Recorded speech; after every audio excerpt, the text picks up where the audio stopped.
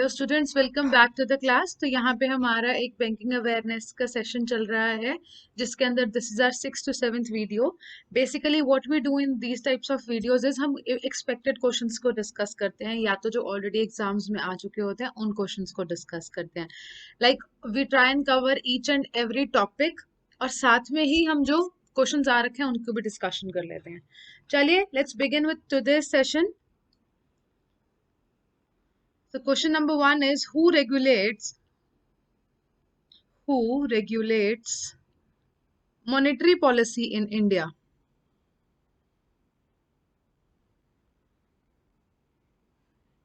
So the answer to this is RBI. ये मैं already indirectly question ये वाला आ चुका है हमारे पहले 6 days की वीडियो में, तो मैं बता चुकी हूँ आपको।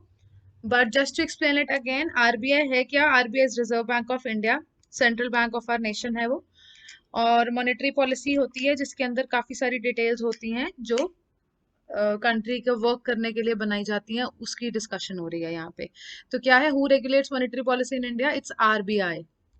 Next is RBI performs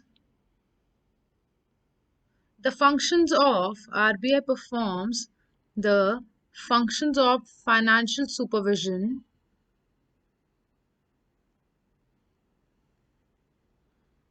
under the guidance of supervision under the guidance of dash, under the guidance of BFS। BFS क्या है? Board of financial supervision. Basically question में पूछा क्या गया है आपसे कि आरबीआई जो भी फंक्शंस परफॉर्म करता है फाइनेंशियल सुपरविजन से रिलेटेड, तो वो किसकी गाइडेंस में करता है? वो बीएफएस की गाइडेंस में करता है। And what is BFS? It's board for financial supervision, जो कि स्पेशली किस लिए बनाया जाता है? ताकि जितनी भी फाइनेंशियल पेमेंट्स हैं उनको सुपरवाइज किया जाए। Which commission, history related question है ये, which commission recommended the formation of RBI, the formation of RBI। तो इसके लिए with this question हम थोड़ी सी हिस्ट्री भी डिस्कस कर लेते हैं। आरबीआई फॉर्म कब हुआ था? आरबीआई फॉर्म हुआ था 1935 में, under the act RBI act 1934। Establishment हुई थी 1935 में। क्वेश्चन क्या है? कौन सी कमीशन के रिकमेंडेशन पे हुई थी? तो answer to this is Hilton Young Commission. The Reserve Bank of India was set up on the basis of the recommendations of the Hilton Young Commission. The Reserve Bank of India Act 1934 provides the statutory basis of the functioning of the bank, which commenced operations from 1935 April 1st. Fourth question is the interest rate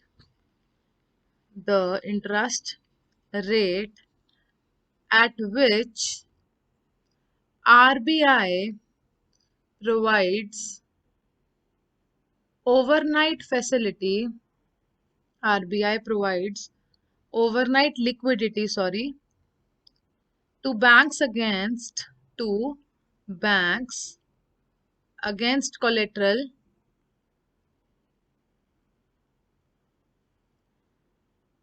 under the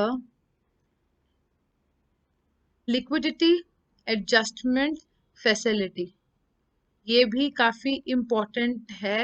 abbreviation liquidity adjustment facility is known as dash.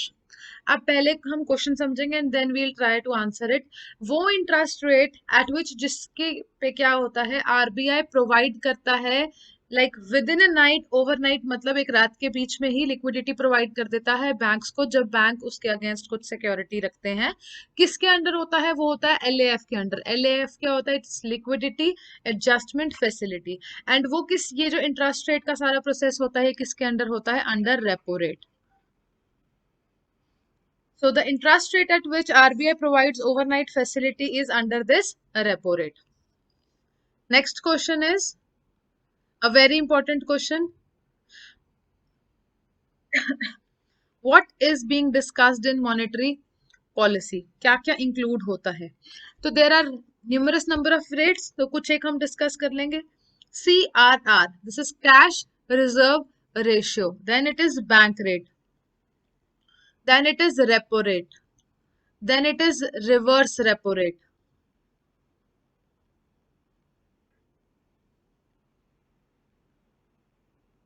And so on. Make sure अगर आपको special कोई video चाहिए जिसके अंदर हम ऐसे topic wise discussion करें तो do let us no, because यहाँ पे तो हम क्वेश्चंस की फॉर्म में पढ़ते हैं. बट अगर आपको स्पेशल कोई वीडियो चाहिए तो we'll do a video on it just to explain it. Also do let us know अगर आपको कोई टाइप की भी कोई डाउट है या कुछ भी रहता है कमेंट सेक्शन में जरूर बताइएगा. नेक्स्ट क्वेश्चन देखेंगे, question number 6. Which bank is the banker to the is the banker to the central government. जब भी गवर्नमेंट को पैसों की जरूरत होती है तो वो उसके लिए कौन सा बैंक होता है? Like for us we have few banks like fine. But ये तो हम पब्लिक हो गए ना, नॉर्मल पब्लिक होगी जिसके लिए क्या है कमर्शियल बैंक्स वगैरह हैं. बट अगर हम बात करेंगे गवर्नमेंट की, government wants is in need of money या किसी भी चीज के लिए जरूरत है, तो फिर गवर्नमेंट किससे पैसा लेती है? From RBI. तो आंसर यहाँ क्या रहेगा? Reserve Bank of India. उसके अलावा जैसे हमने डिस्कस कर लिया कि पब्लिक को पैसे बैंक से लेने पड़ते हैं, गवर्नमेंट को आरबीआई से लेने पड़ते हैं, उसी तरीके से अगर किसी बैंक को पेमेंट की जरूरत है तो वो कहाँ से पिक करेंगे? यही वाले बैंक को अगर जरूरत है, वो गवर्नमेंट पे नहीं, वो डायरेक्ट आरबीआई से डील करेगा. फाइन. उसके बाद क्या है, वैसे एक बार हम डिस्कस कर लेते हैं कि जो मेन मेजर वर्क है आरबीआई का वो क्या है. It is to regulate, to control, to decide the reserves for securing monetary stability in the country. की जो कंट्री है उसको सेफ गार्ड करना, मॉनेटरी स्टेबिलिटी लेके आना कंट्री के अंदर. फाइन. उसके बाद जो हमारा next question of the day आ जाएगा, दैट इज बैंकिंग सेक्टर. जो बैंकिंग सेक्टर है, banking sector comes under which category? Service sector में आता है, इंडस्ट्रियल सेक्टर में आता है, मैन्युफैक्चरिंग सेक्टर में आता है, या सब में आता है? तो ये आता है सर्विस सेक्टर में. ये बेसिकली एक टॉपिक होता है सेक्टर्स का, उसको डिस्कस करते हैं तो उसका पार्ट बन जाता है. Next question is types of deposits. Types of deposits. कितने टाइप्स के डिपॉजिट्स होते हैं? पहला होता है saving deposit,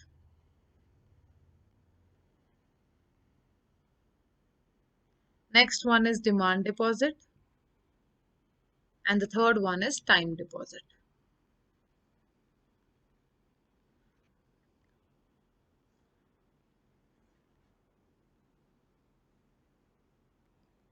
Next question with us is equity shares.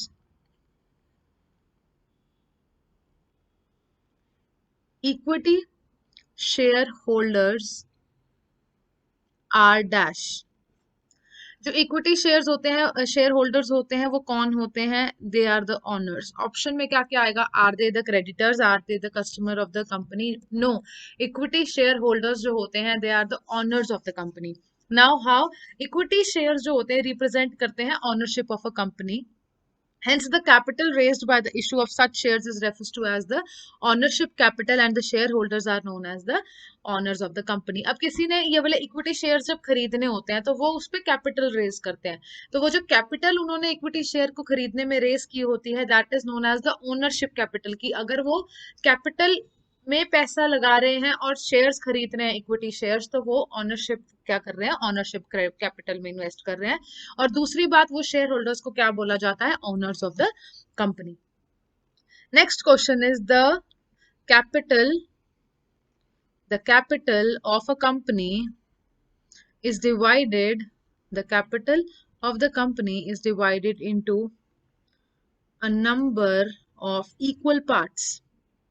Number of equal parts, each part को क्या कहा जाता है? जो कैपिटल है पूरी कंपनी की उसको कुछ एक पार्ट्स में डिवाइड किया जाता है जो कि इक्वल होते हैं, और हर एक पार्ट को क्या कहा जाता है? शेयर। शेयर इक्वल होता है। नेक्स्ट इज, ये कुछ शेयर्स के बारे में डिस्कशन कर रहे हैं हम क्वेश्चंस की। Company receives more applications company receives more applications than shares, कि जितने शेयर्स नहीं होते उससे ज्यादा कंपनी को क्या होती है? एप्लीकेशन रिसीव हो जाती है। इशूड इन डैश, क्या है आंसर? Over subscription. कारण क्या है?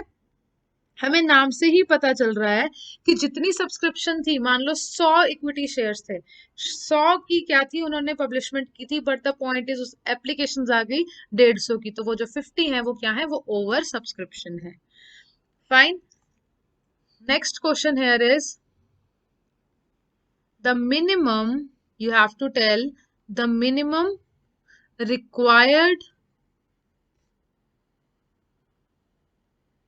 paid up capital of a public company, of a public company.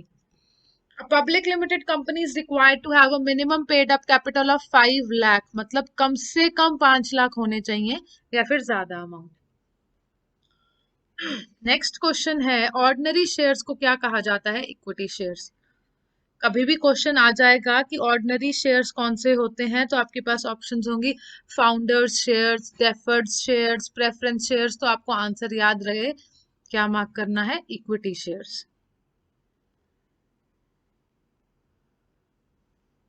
14th question जो है, it is the shares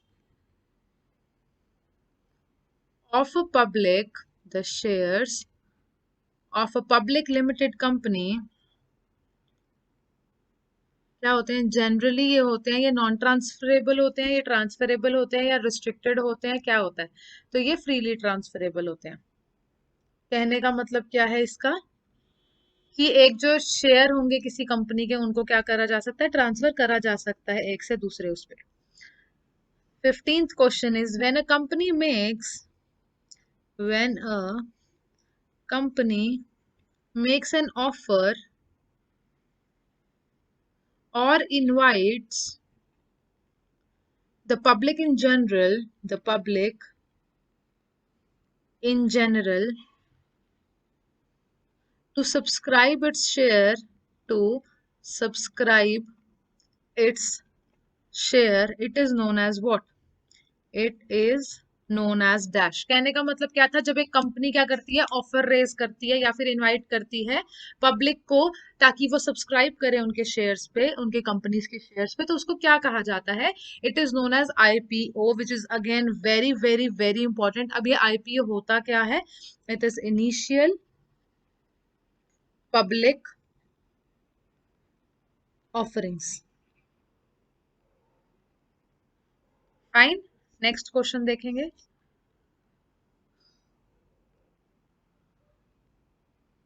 authorised shares capital का दूसरा नाम क्या है? ऑथराइज्ड शेयर कैपिटल्स का दूसरा जो नाम है, दैट इज नॉमिनल कैपिटल। ये बेसिकली क्या है? इनके डिक्शनरी मीनिंग्स कुछ और हैं, और इनके जो मीनिंग्स यहाँ पे वर्ड्स इनके दूसरे फॉर्मेशन कर रखी है कि इसको और क्या कहा जाता है, ये वो, it is very much different. तो आपको इस चीज का ध्यान रखना है कि आपको ये चीजें बहुत अच्छे से याद करनी पड़ेंगी। Discount on the issue of shares is a, जो भी डिस्काउंट प्रोवाइड किया जाता है on the issue of shares, उसको कहा क्या जाता है? उसको कहा जाता है capital loss. It is known as the capital loss.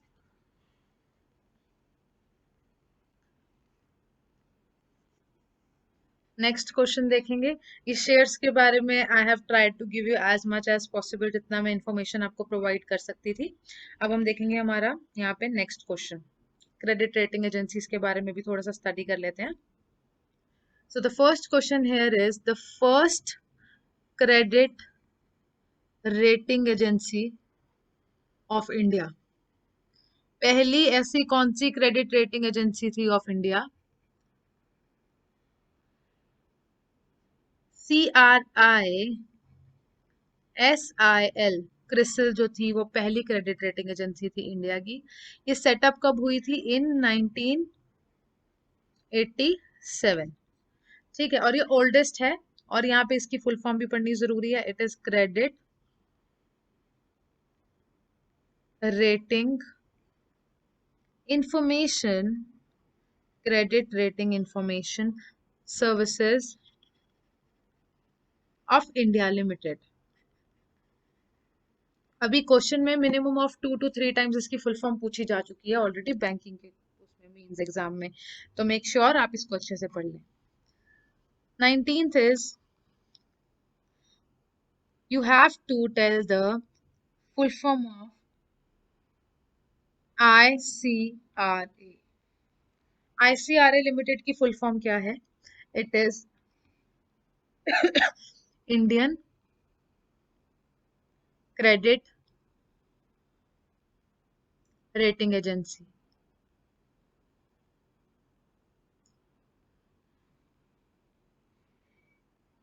ICRA Limited is an Indian independent and professional investment information and credit rating agency. तो बेसिकली क्या है? ये इंडियन क्रेडिट रेटिंग एजेंसी है जिसकी हमें क्या पढ़नी है? Full form it is information and credit rating agency. Next is you have to tell the full form of CARE। CARE की फुल फॉर्म क्या है? It is credit analysis and research.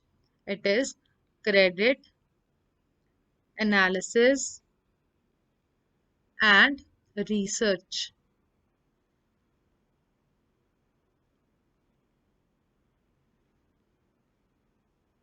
Next question, INDRA is 100% owned subsidiary of dash। तो basically क्या है? Indra is 100% owned subsidiary of the Fitch group. Fitch group क्या है? It is a global leader of financial information services with operation in more than 30 countries। Next is SMERA। ये है क्या? It is known as the SME rating agency.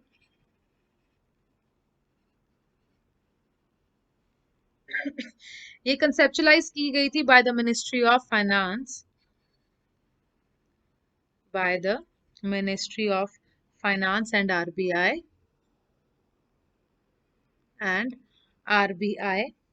किस लिए? To help Indian MSMEs। MSMEs क्या होते हैं? Medium small and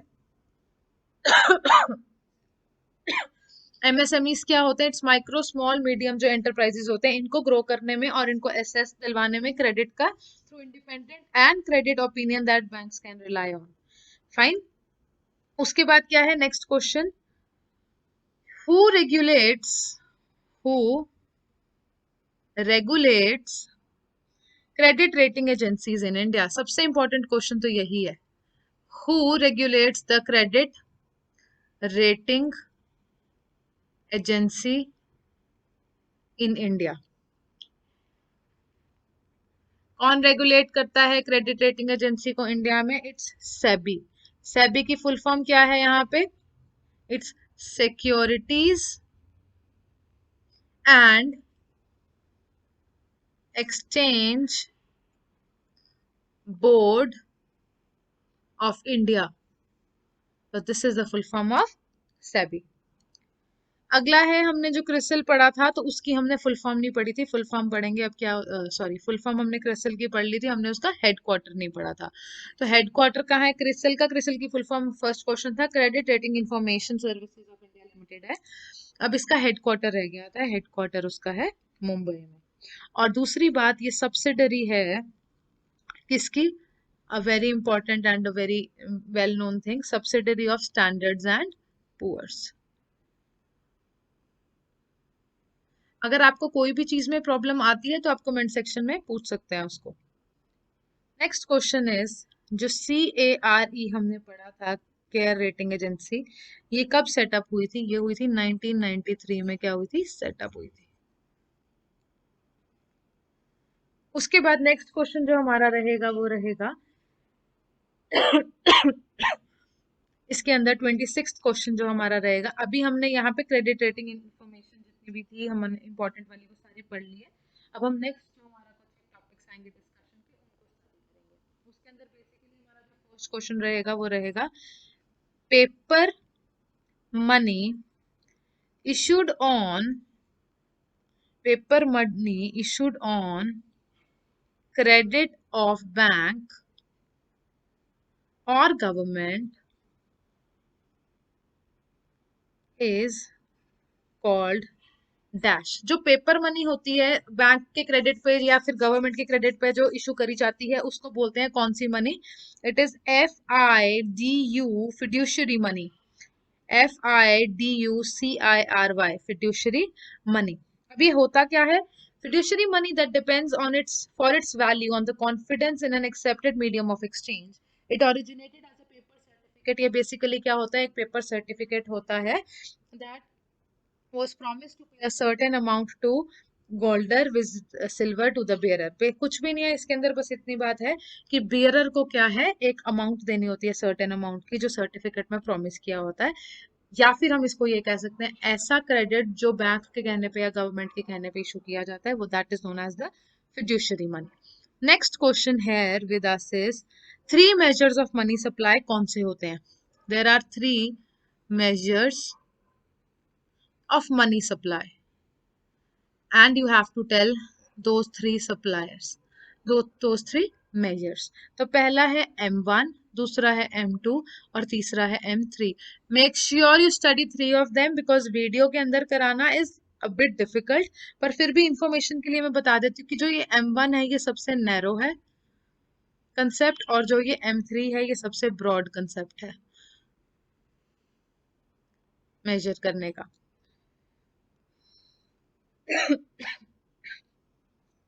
अब हम पढ़ेंगे कैश इक्विवेलेंट्स के बारे में। There are how many types of cash equivalents? कितने टाइप के हैं cash equivalents? It's treasury bills, next is commercial paper,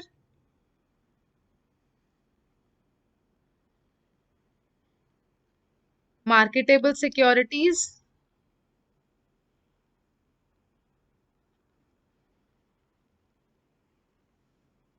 money market funds,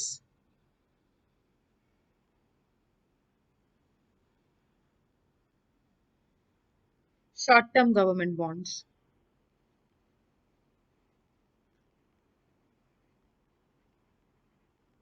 अब ये है क्या? ये है टाइप्स ऑफ कैश कितनी अवेलेबल है। कैश मतलब द कैश इन हैंड, जितने हमारे हाथ में पैसे होते हैं वो हो जाएंगे जितने हमारे पास एक पॉइंट पे अवेलेबल हैं। वैसे ही पूछ रहे कि कैश के इक्विवेलेंट्स और क्या क्या होते हैं, कैश की और क्या क्या दूसरी टर्म्स होती हैं, किस किस चीज को हम कैश में काउंट कर सकते हैं। तो ये जो फॉलोइंग 5 चीजें लिखवाई हैं, these are also a part of that only. अब in which year does the RBI introduce the concept of the classification money in M1 M2 M3? तो ये जो हमने पीछे कंसेप्ट पढ़ा है यहाँ पे M1 M2 M3 वाला, तो ये कौन से ईयर में आया था? ये आया था 1977 में। कब इंट्रोड्यूस हुआ था ये? 1977। Next question is 29th question. Dash is a form of money with intrinsic value. अब इसका आंसर जो रहेगा वो क्या है? पहले तो हमें उसके लिए पता होना चाहिए कि इंट्रिंसिक का क्या मतलब होता है। इंट्रिंसिक का मतलब जो है वो ये होता है कि जैसे किसी चीज को मतलब belonging to something as a part of its nature, मतलब किसी और चीज का कुछ और होना। फॉर एग्जाम्पल यहाँ पे मैं आपको नाम बता देती हूँ, आपको समझ आ जाएगा। It is commodity money. Commodity money क्या होता है? ये वो फॉर्म है मनी की जिसकी इंट्रिंसिक वैल्यू होती है, मतलब ये बिलोंगिंग उस चीज की, जिस भी कमोडिटी की बात कर रहे हैं, जिस भी कमोडिटी के लिए एक्सचेंज करना है उसका कुछ एक पार्ट होता है। या फिर टू बी वेरी प्रिसाइज हम इसको कह सकते हैं कि ये like intrinsic value of in the money option is calculated as the absolute value of the difference between the current price and the strike price. ये हो गया, to be अगर हमें बहुत प्रिसाइज होना है तो हम इसको ये बोलेंगे, ठीक है। या फिर हम ये कहेंगे जो एसेट है ना, या फिर जो कमोडिटी है जिसके लिए हमें उसको एक्सचेंज करना है, उसकी एक्चुअल वर्थ।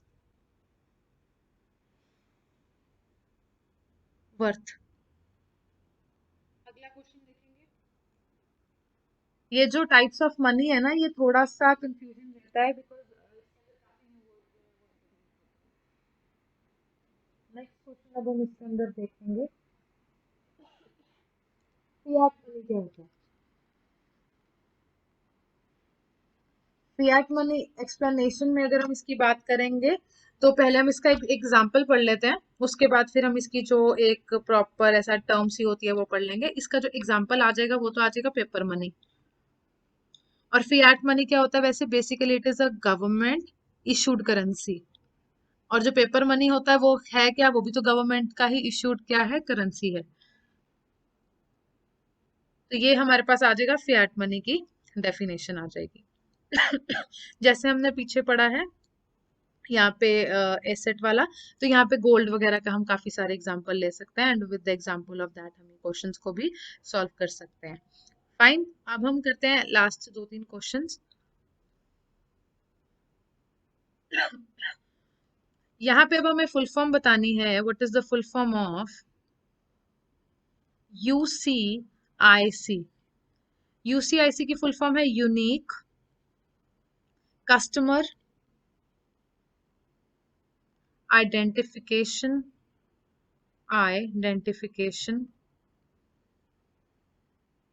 कोड।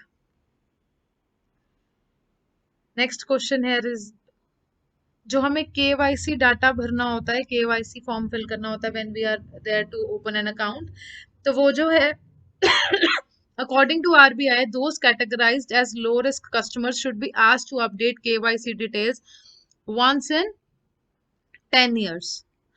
किन पे, जिन पे क्या है, लो रिस्क है, जिसपे मतलब रिस्क इतना नहीं है, क्योंकि जब वो ये वाले फॉर्म फिल करवाते हैं तो उसके अंदर से वो आपका चेक करते हैं रिस्क है कितना। उसके बाद क्या होता है, ये तो थे वंस इन 10 ईयर्स जिन पे लो रिस्क होता है। अब जिन पे होता है मीडियम रिस्क, उनको केवाईसी अपडेट कब करना होता है, वंस इन 8 ईयर्स। ये सबसे ज्यादा इंपॉर्टेंट चीज है।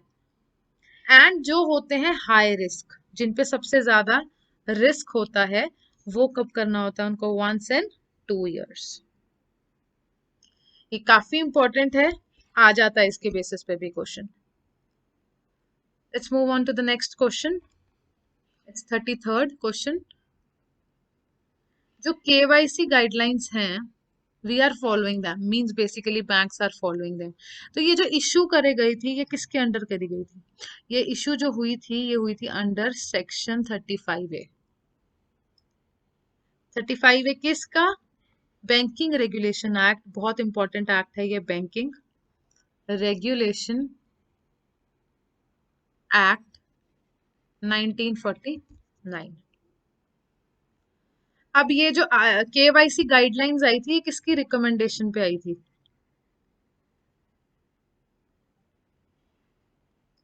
ये आई थी